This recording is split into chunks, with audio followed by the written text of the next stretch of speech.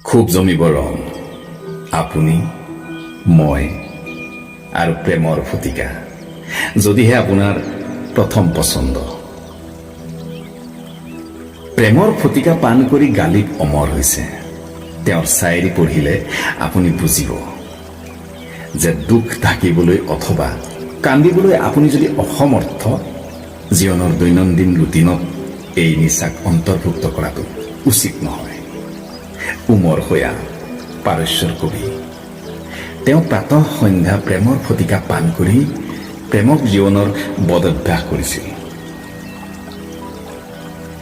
জীয়াই থাকোঁতেই মৃত্যুবৰণ তেওঁলোক অমৰ হৈছে মৃত্যুৰ পিছত কাৰণ প্ৰেম সঞ্জীৱনী সুৰা আপুনি যদি দ্বিধাগ্ৰস্ত যে প্ৰেমৰ ফটিকা পান বিপ্লৱৰ পৰিপন্থী মই সেই গুয়েভাৰা লেনিনক মাতি আনি থিয় কৰাম আপোনাৰ সন্মুখত